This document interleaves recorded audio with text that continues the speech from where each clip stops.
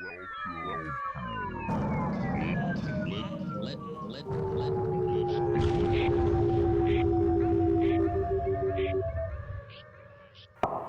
balloons. Lead balloons. The alchemy of unpopular opinions. Unpopular opinions. Yeah, I feel a little spicy today, so all bets are off. And I know that you're out to get the ladies.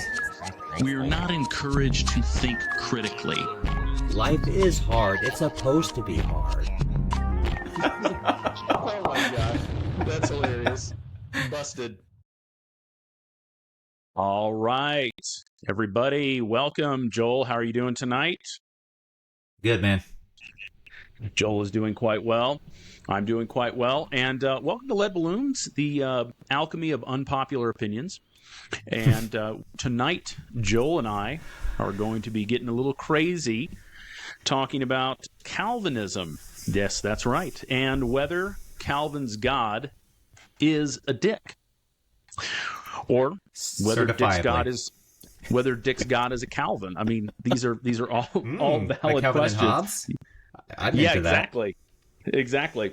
So, here we go. Just turn my light on. I'm sorry about that. A little technical moment. Okay, and so we're going to talk about this now. There's going to be some of you out there who are listening to this or watching this, and you are well versed in Calvinism. So this will be rehashing some territory. And there's going to be some of you who don't maybe know anything about Calvinism. We're going to try to keep.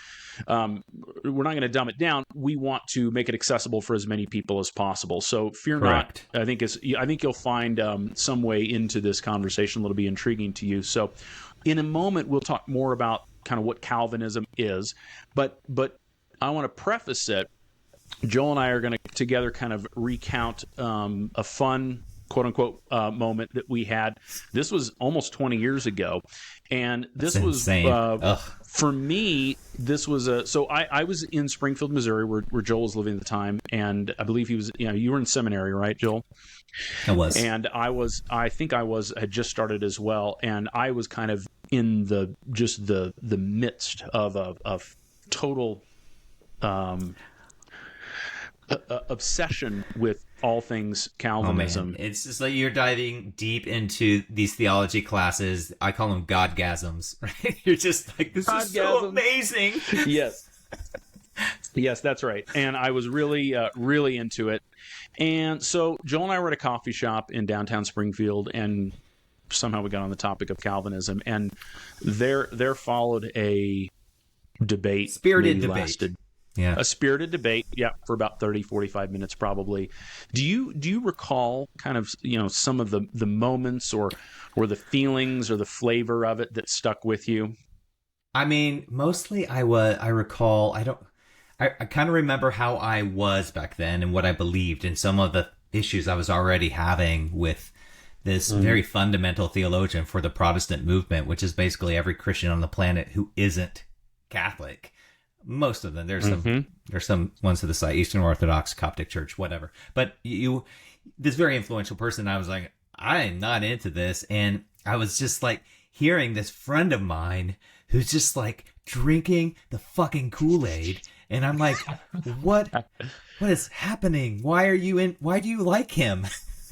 Why do you like him? Yes. Exactly. Yeah. So what do you remember? Well, I was very passionate about it. I mean, I felt like what I believed was really, I was like, this is what the Bible teaches. I'm into the Bible. I'm all about the Bible. I believe this is what the Bible teaches. And so I don't understand how you can't also believe it this way.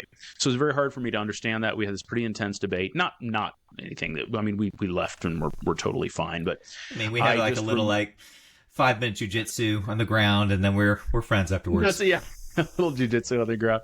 But what was funny, I mean, anytime you're like in a coffee shop and you're having a debate, probably your volume gets slightly higher than you're aware of. And there was a gentleman who was sitting close to us who was listening in, eavesdropping apparently. And anyway, at the end of the debate, he just like leaned over and said something like, hey, I just hope that you guys remember that Jesus loves you. It was just something like that. And I remember we both were like, or at least me, I'm like, oh gosh, yeah, that's probably true. In fact, it is true. And then That was a nice little cap on that a moment. But so that was kind of a big moment or an interesting moment between me and Joel. But for me, and Joel, you can speak more to kind of where you were at the time. But this was really at a time, again, there was probably at the most fundamentalist moment of my life. I wanted whatever God taught, however sort of uncomfortable I felt like it might be, I wanted to believe it. As sort of difficult it was to embrace certain aspects of Calvinism, I wanted to be biblical, and so I was trying to, just really into it. Mm-hmm. And I couldn't see, not at that point in my life, I couldn't step back and see some of the deficiencies in my thought, and also some of the, I would say, harmful, unhealthy aspects of Calvinism that I think aren't good for people, aren't good for culture.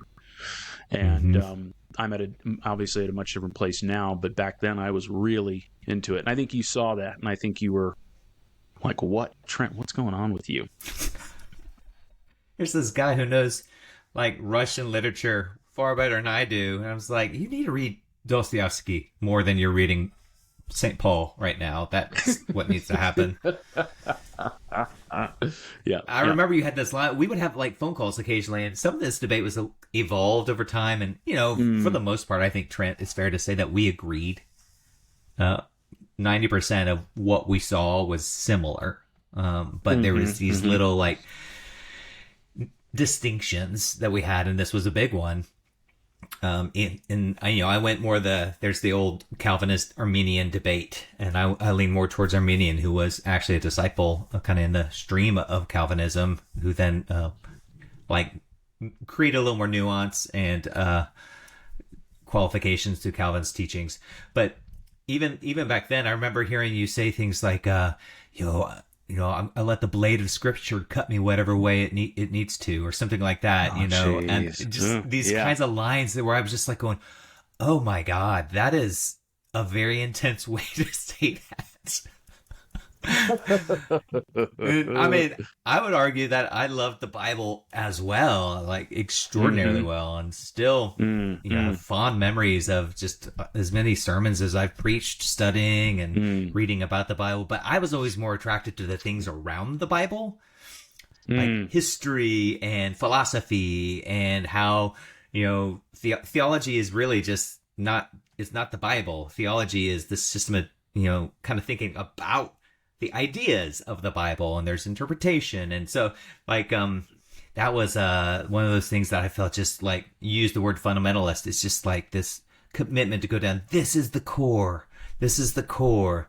And I was slowly going like, it's important, but is it the core?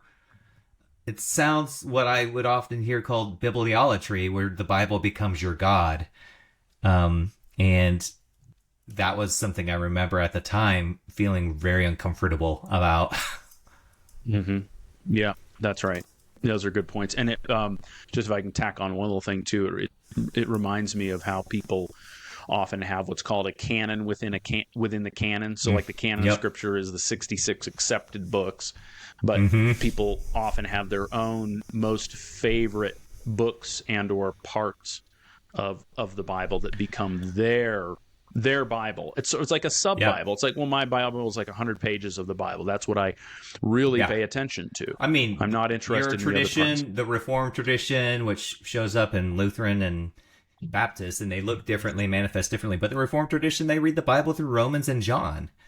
I grew up in a Pentecostal tradition that read the Bible through the book of Acts, with the miracles and the signs and the tongues, So there's just people have their little cup of tea that they like within the whole kind of spread. That's right. Yeah. So okay, so with that as kind of a little bit of a backdrop, I'm going to give you the fun task, and you don't have to be clinical or like you don't have to do this in a super organized way, but could you give people kind of a brief summation of the main points of Calvinism, the thrust of it, or at least the things that stick out as particularly salient for you? Okay, so I mean, a lot of people who understand this a bit will know of the acronym TULIP. And TULIP is one of those things that it's a very kind of succinct way to talk about Calvinism, TULIP. And I'm going to use that, even though qualification, the Calvinist theologians will often buck at this. They're like, this does not describe the nuances of Calvin's 51 Institutes. Yeah, I mean, theologians are always trying, like, they sound like some kind of emo teenager. You can't put me in a box, kind of people. You look at this and it looks blue and they're like, it isn't blue. There's a little bit of red in it, but I'm not going to call it purple because it's so unique, my views. Let's call it blurple. I'm going to make up a word. Cerulean, yeah. Yeah, it's just like, okay.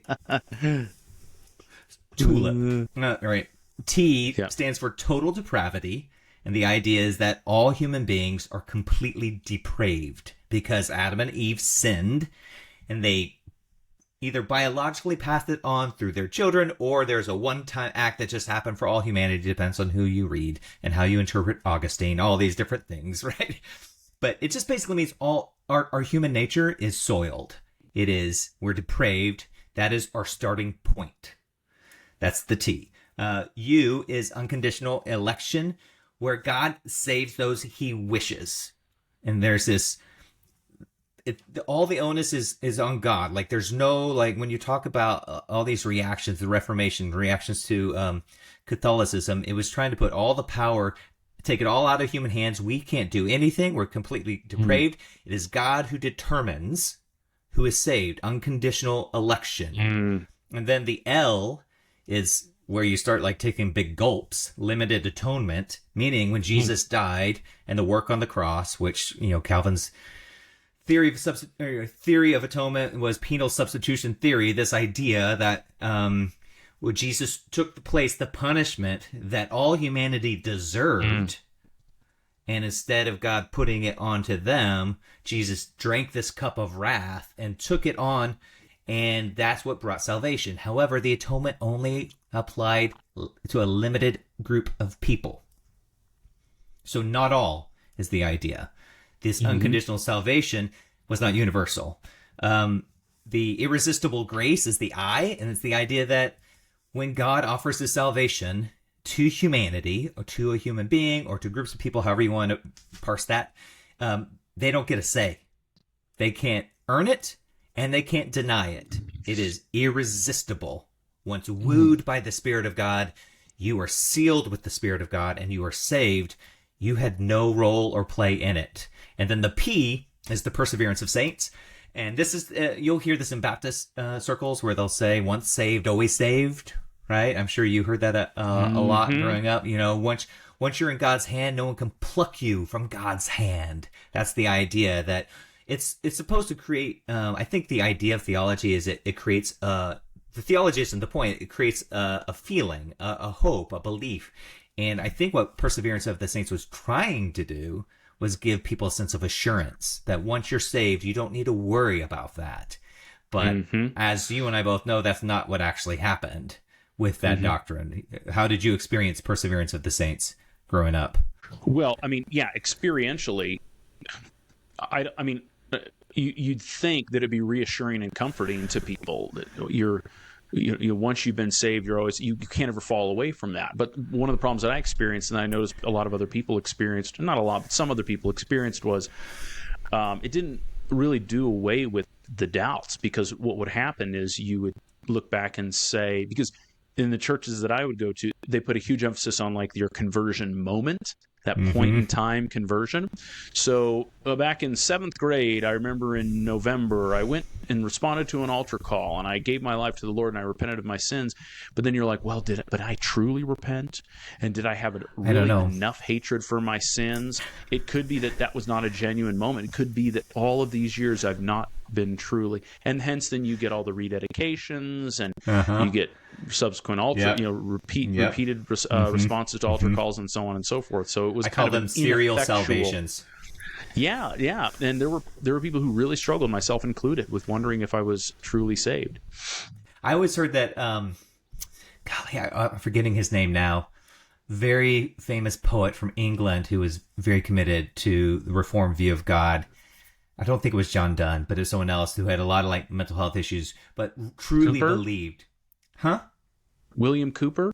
It might have been. I'm not remembering right now. Yeah. Someone out there will likely know, but I just remember he strongly believed in this love for God, but he was convinced that he was not a part of the elect, that he is predestined to hell, and that he was supposed to suffer. It's like this really powerful way for the suffering artist to just kind of like live in their angst.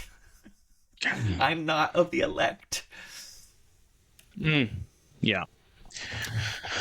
Well, that is a sensational summation of. I mean, I think with Thank you you very describing it that much. way, people get a sense, a good sense of what Calvinism is. Obviously, there's a lot more that can be said, but that says quite a lot of it. So, what I want to do now, without getting too much in the weeds with biblical texts, and Joel and I aren't here to do like this deep exegetical, analysis, but I want to read a passage from the book of Romans, which is in the New Testament, chapter 9, which is it's one of the seminal foundational texts for people who have who adhere to Calvinism. I want to read that, and then we'll reflect on that with the following conversation. We'll do some reflecting on that, but this will be good for both of us to hear well as I got my Bible that I carried around in high school with Ron John on it. That seems wrong. And duct tape to hold it together.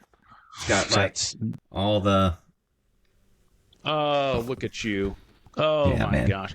I'll be reading from the New American Standard Bible, by the way. Okay, so Romans 9 at verse 14. What shall we say then? There is no injustice with God, is there? May it never be. For he says to Moses, I will have mercy on whom I have mercy, and I will have compassion on whom I have compassion. So then it does not depend on the man who wills or the man who runs, but on God who has mercy. For the scripture says to Pharaoh, for this very purpose I raised you up, to demonstrate my power in you, and that my name might be proclaimed throughout the whole earth. So then he has mercy on whom he desires, and he pardons whom he desires. You will say to me then, why does he still find fault? For who resists his will? On the contrary, who are you, O man, who answers back to God? The thing molded will not say to the molder, why did you make me like this? Will it? Or does not the potter have a right over the clay to make from the same lump one vessel for honorable use and another for common use? What if God, although willing to demonstrate his wrath and to make his power known, endured with much patience vessels of wrath prepared for destruction?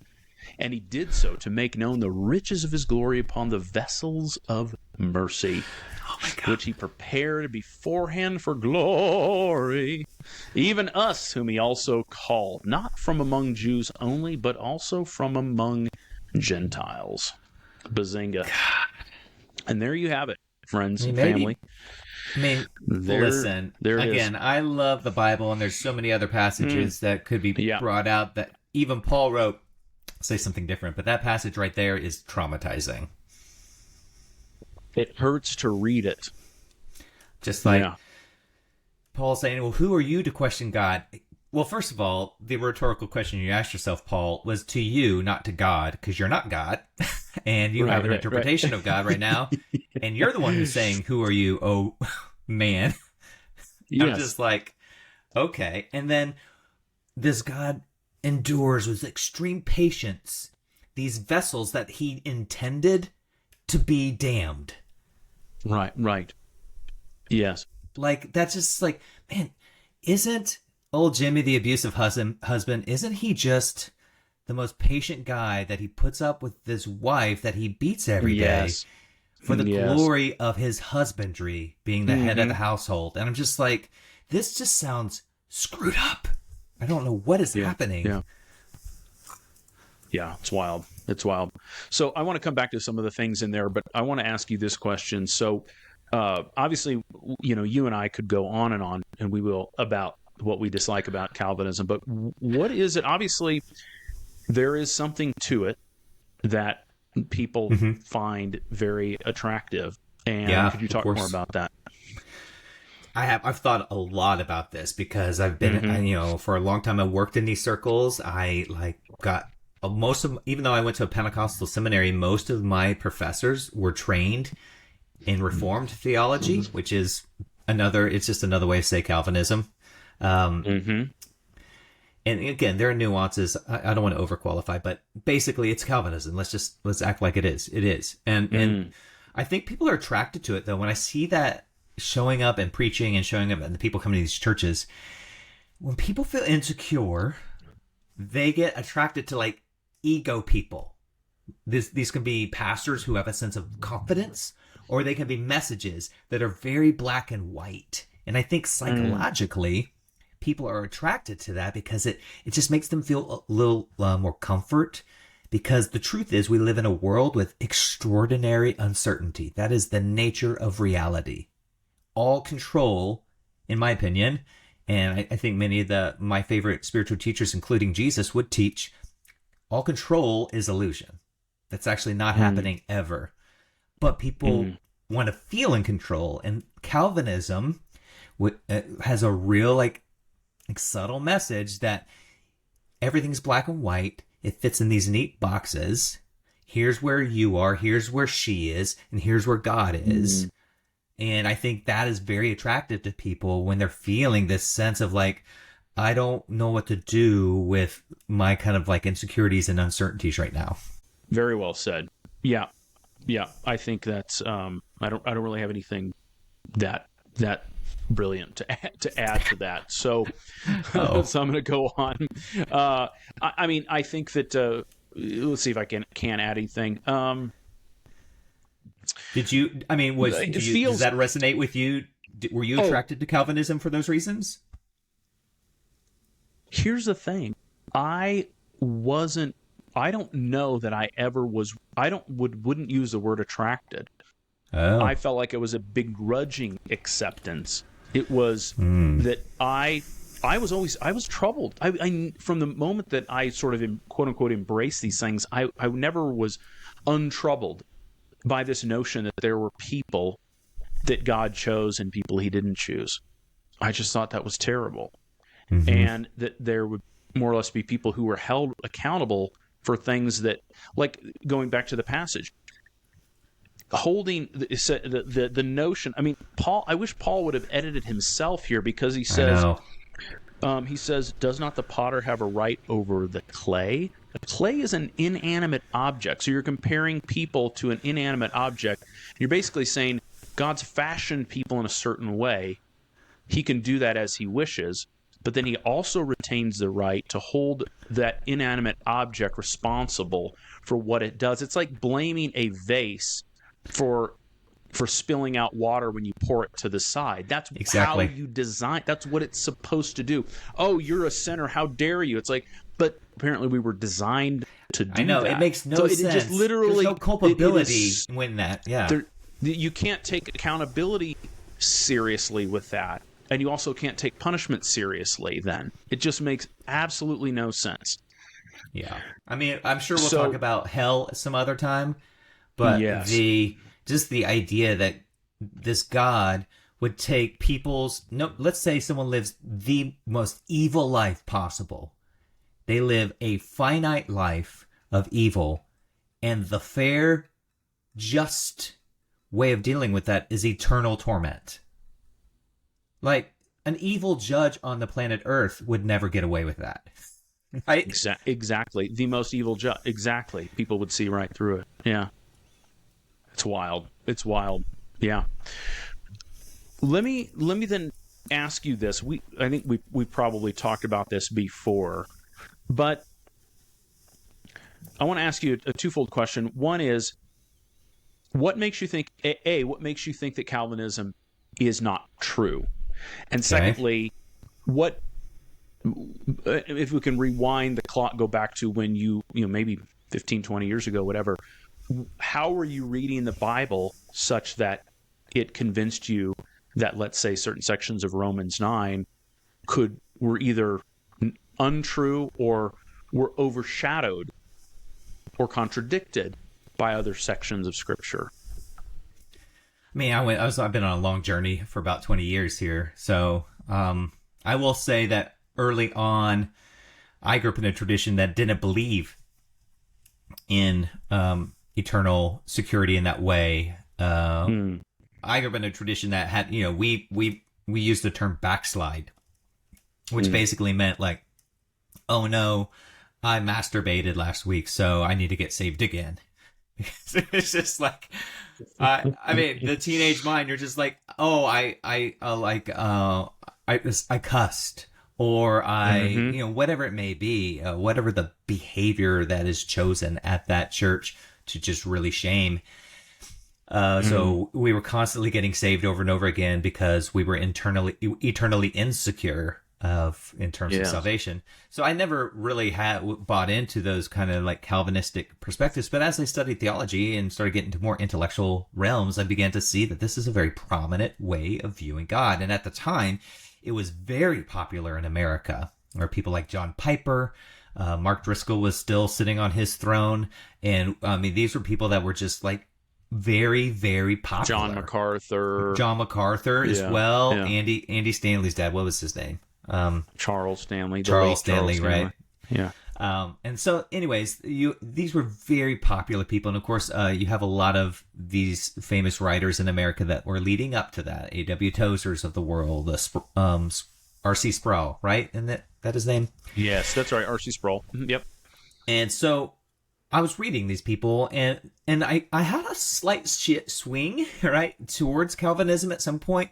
At the most, I called myself a 1-point Calvinist, which is basically, the tulip TULIP. I was like, I can get on board with total depravity, and that's about all I could do. And then at some point in time, I was like, yeah, but the blessing of God, like the creation of God, which he calls good, including human beings in Genesis 1, all that happens before the fall. So our original nature is not original sin, which is like a very key point to Calvinist thinking, is the original sin perspective. And so I then became a 0.5 Calvinist. And then at some point I just decided that, like, I was listening to all these debates. Trent, I'm sure you did too. There was that podcast I used to listen to, you mentioned, called Unbelievable, where they would they'd bring on like people to debate. And it was just, over time, it just became silly. There'd be one really, really intelligent person who would talk about these verses, and another really, really intelligent person, and they'd talk about these verses, and they would like do like Bible kung fu at each other to try and like, and in the end, I let go of hopefully another podcast will do, of inerrancy, this idea that the Bible is inerrant, and I started reading the Bible more Jewishly, which, spoiler alert, Jews wrote the Bible, so I started. I started to read the Bible, like trying to interpret it through a Jewish lens, which is extraordinarily different than how Calvin and Luther and, Wesley and all these other people read the Bible and talked about the Bible. So that's how I broke free intellectually, because intellectual honesty is really important to me. And that was my way of kind of like going, ultimately, the view of Calvin's God just didn't feel loving. Like the way that the word love had to be twisted, it's just like to where it was almost unrecognizable. It was like, if we saw this behavior in any other place on the planet, none of us would call this loving. Love. That's right. Yeah. And so it just it would be like if you saw a parent who had a clear preference, stated a clear preference for one of his children over the other. You would say that's a problem, and treated like one child like royalty and the other like dirt. You'd say that's morally that's a problem. That's essentially, in a sense, what God is shown to be doing. And it's like, well, it's God. He's unquestionable. Like Paul says, he says, there is no injustice with God, is there? May it never be. He is God's defense attorney, there to exonerate God from any accusations.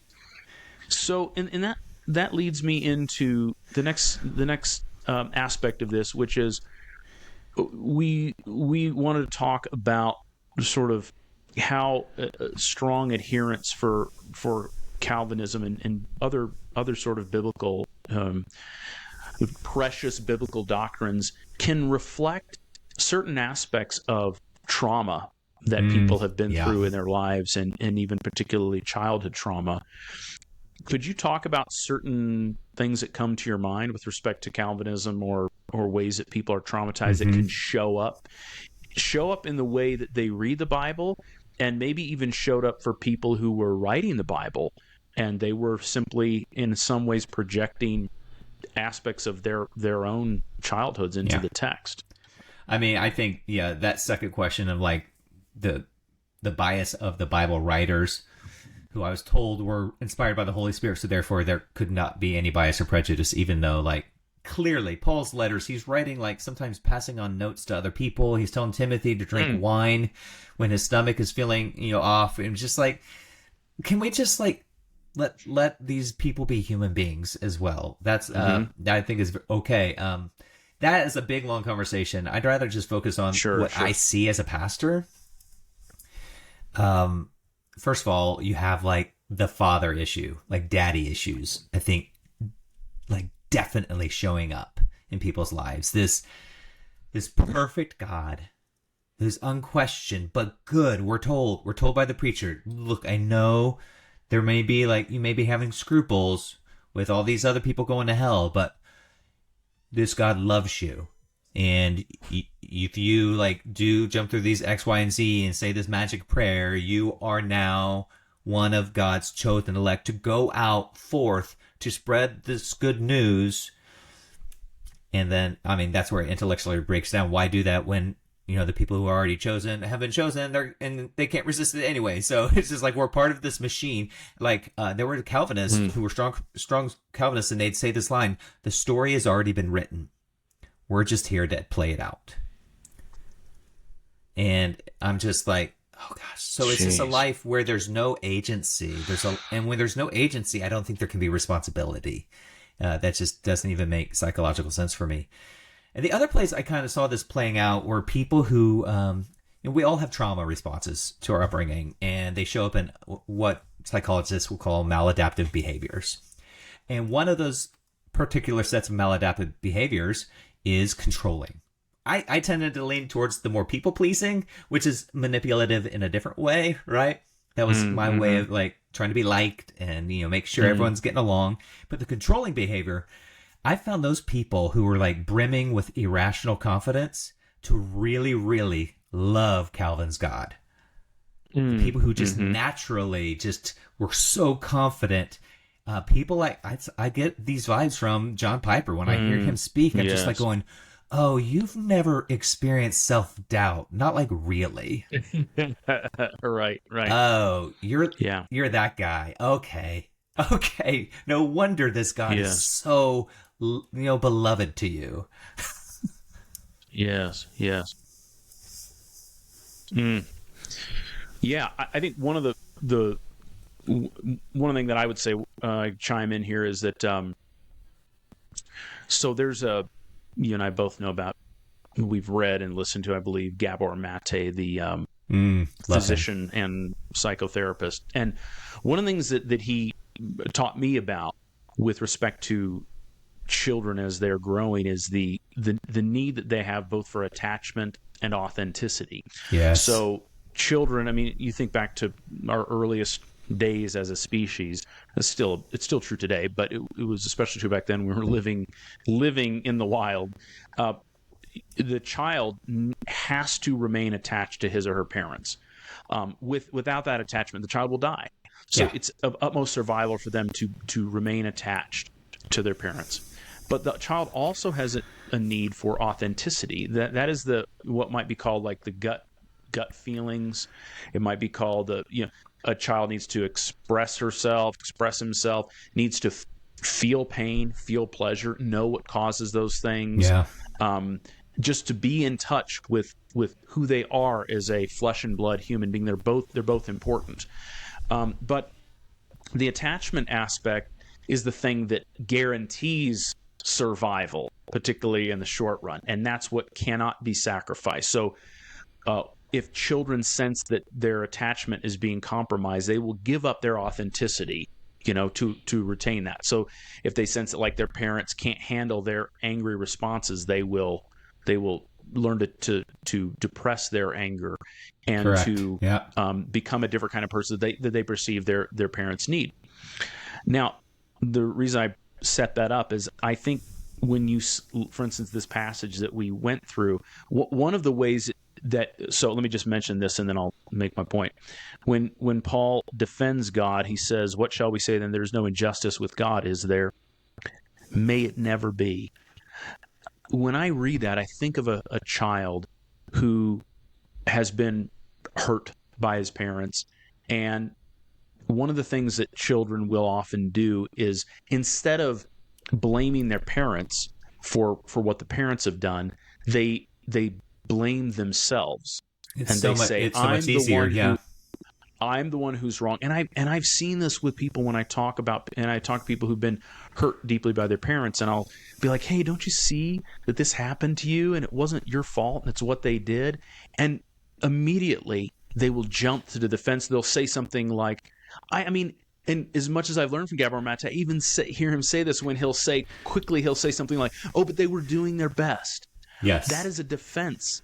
That is that knee-jerk, I need to defend my parents at all costs, instead of just being able to say they're human beings. They did what they did.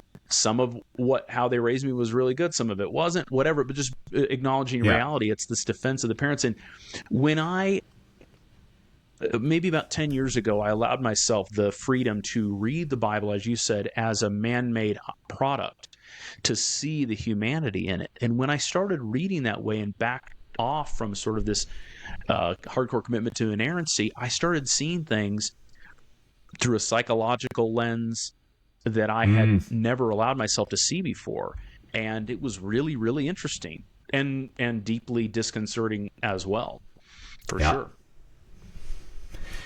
I mean, I hear that in the, it's so interesting you use is it Gabor or Gabor? I think it's Gabor Mate. Yeah. Okay, Gabor Mate. I'm reading his book, The Myth of Normal, right now. It is fantastic. In fact, I just read through a section where he highlights the authenticity and attachment. And I think this is really that spiritual path of trying to learn to detach from these early attachments that show up in very defensive ways. And sometimes they're defending our parents. A lot of times they're defending our own personas, because we come to believe that our personalities are who we are. And they're actually just a series of trauma responses that were embedded in our coding early on in our life. You know, I have to let go of a lot of these labels because they're not who I am. They're who my ego is trying to tell me who I am. Or as Paul might call it, the flesh, the spirit versus the flesh. Or what I think Jesus is talking about when he says, if you want to find yourself, you have to lose yourself. There's letting go of the story of Joel that I've believed is me my whole life. And when you let that go, it feels like dying. To me, it is terrifying.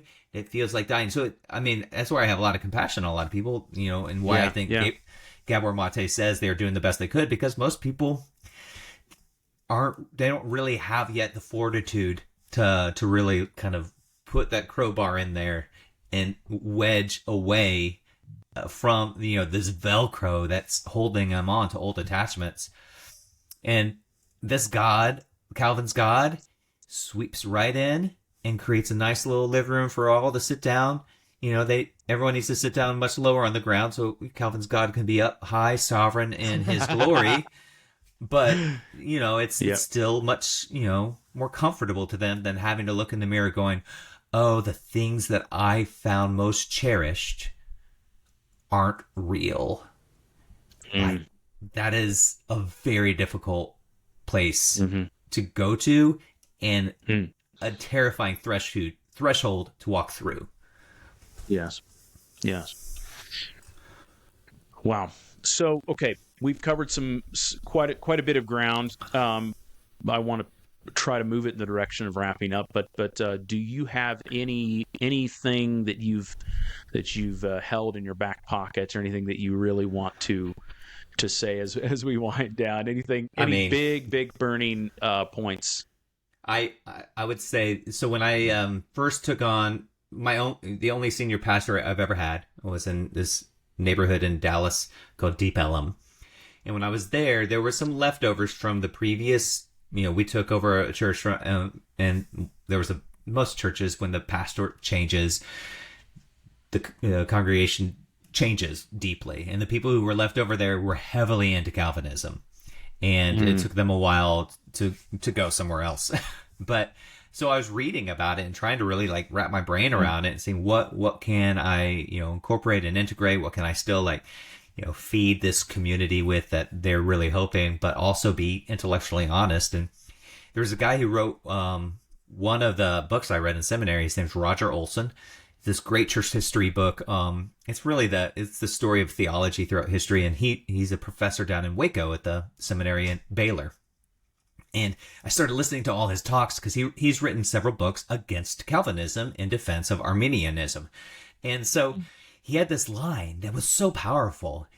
He says, he kind of talks about God, the God of Calvin, looking a lot like a Führer or like Hitler, just like this. It's someone that is consumed with their own glory, and everyone has to point to this glory in order for the system to stand. And he said, in the Christian world, the devil's evil because the devil wants everyone to go to hell. But in Calvin's theology, God's only a little bit better than the devil because he only wants most people to go to hell. And it's just like, it's math, guys. It's math. This is how this literally plays out.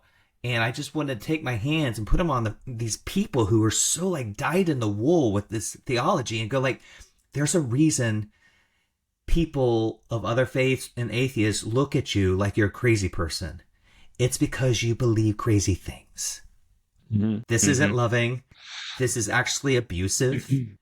And you sound abusive to be defending an abuser. So like, what if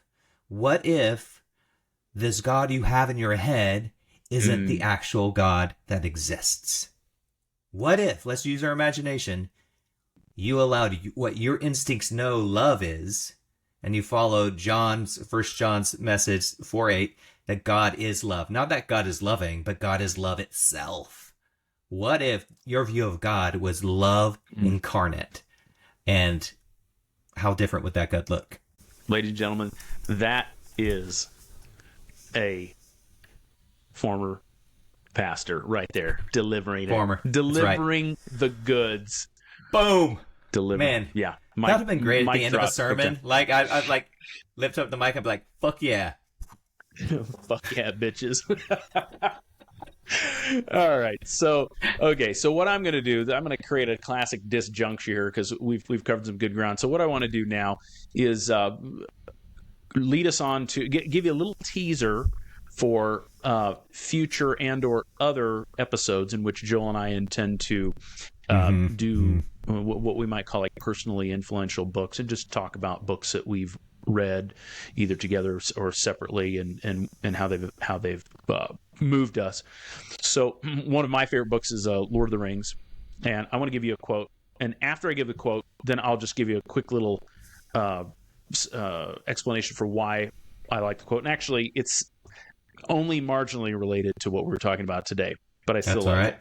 So this is from Gildor, one of the elves that Frodo meets as he's leaving the Shire. Gildor is like heading in the opposite direction with the elves.